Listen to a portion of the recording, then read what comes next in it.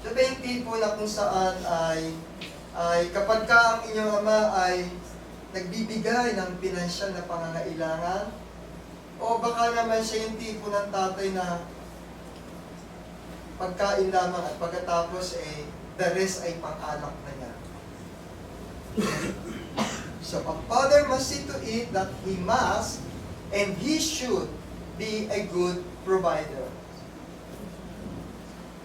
Is he a good protector?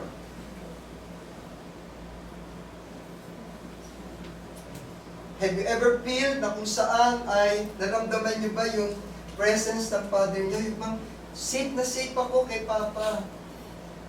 Naramdaman niyo ba yung kay kuya? Kay uncle na tumatayong aking... Naramdaman niyo ba yung secured kayo sa kanya bilang tagapagtanggol ng inyong pamilya? O pagpapanatiling ligtas ang pamilya? Hindi lamang sa pisikal na kalagayan laban sa mga panganib, bagkos mayroon kayong emotional stability na nararamdaman sa inyong relationship niyo sa Kanya. Na kapag may problema kayo, ay pwede niyo siya lapitan, sabihan. And one last thing, may isang magandang katangian na pwede niyo makita sa inyong tatay o sa inyong head of the family. His presence in the family. Yung kanyang presensya na tinatawag. Yung aktibong kasama niyo siya sa mga gawain. Pag ba mayroong birthday sa inyo, ando si papa niyo? Pag birthday mo ba, dumadating ba siya? Nakakasama mo sa basketball? Uso na pala ngayon yung Mobile Legend. Nakakasama mo ba? Nakakatabi mo bang nanonood ng TV? Sumasama ba sa outing ng family? Yan ay isang magandang katangian na dapat mayroon ang ating mga head of the family. Tungkulin yan ng mga tatay. Kaya kung may kulang kayong tatay sa inyong mga responsibilidad, ito ay panahon na para ito ay ating nais lamang ipakita sa atin, okay, ng banal na kasulatan, na yung mga ama dito, nung unang-una pa, tulad ng mga unang mga naging ama, sila ay may mga katangian bilang isang ama na nagbigay ng aral sa bawat isa sa atin. Unahin natin si Adam. Siya yung unang-unang ama, unang-unang tatay sa mundo na kinagisnan natin. Pero si Adan ay walang ibang huwara na maaaring sundan niya. Dahil immediately after na siya nilalang, nagkaanak na sila ng dalawa, so wala siyang parang pattern na dapat sundan. Ngunit ano ang nakita sa ugali ni Adan ng ating Panginoon? Ang Ama, ang Diyos ay naghahanap ng mga ama na malayang pinipiling sumusunod sa Kanya. Naging masunurin si Adan sa kabila ng kanyang kasalanan. Kung kaya siya ay nagpasako sa ating Panginoon.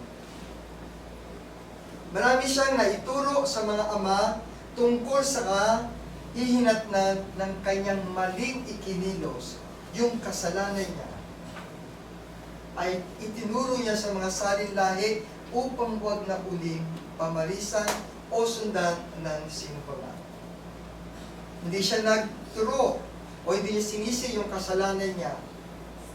Bagkos ay tinatanggap niya ng pananagutan ito ng kanyang sarili. Si Noah. Si Noah ay isang matuwid na tao. Siya ang namumukod tanging ama sa banal na kasulatan na nananatiling kumakapit sa Diyos kahit ganun kasama yung kanyang paligid. Sinunod niya ang bawat gusto ng Panginoon, isinakatuparan niya ang mga gawaing iniatas sa kanya hanggang dun sa panahon na kung saan ay nagkaroon din siya ng kahinaan o pagkakasala. Pero anong pinakita, anong lesson ang nakuha natin kay Noah? Yung pagsunod niya sa Panginoon, kung paano siyang binigyan ng responsibility. Dagdag po natin si Abraham. Si Abraham na ama ng bansang Hudyo. Ano ang lesson kung pag-aaralan natin? Si Abraham, napakalalim ng kanyang pananampalataya na siyang nakalulugod sa ating Panginoon.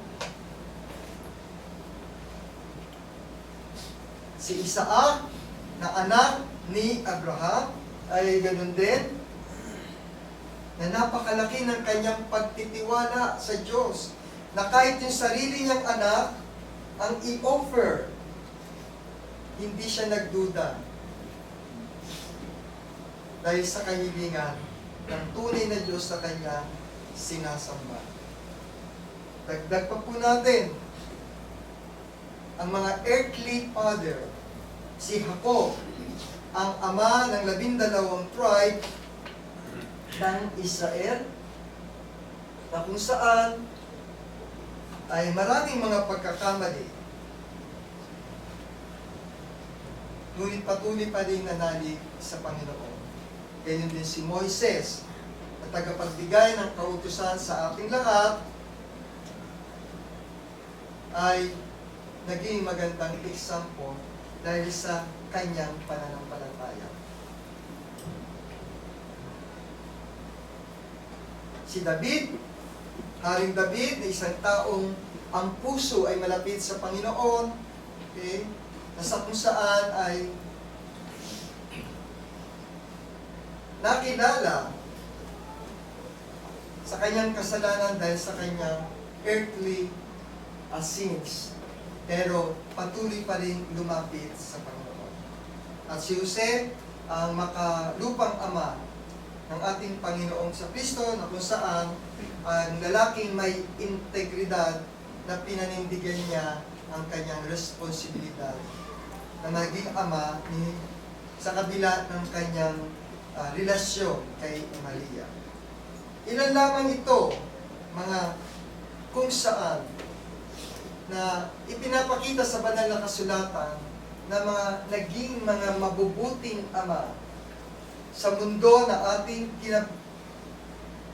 patayuan, na kinapulutan natin ng mga aral.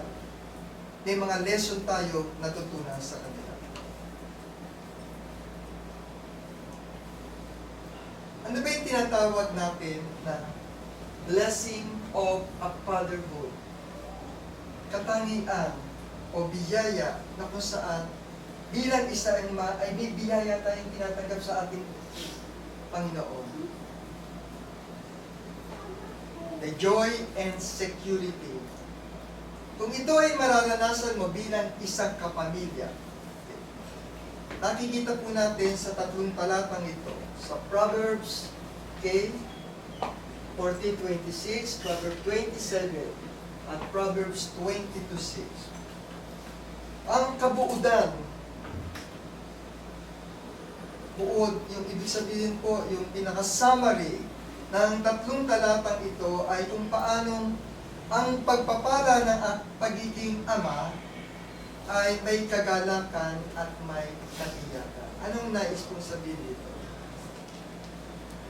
Yung binibigay na pagmamahal at pagmamalasakit ng ama ay nagiging dahilan upang ang isang pamilya ay maging matatag ang samahan ng bawat isa.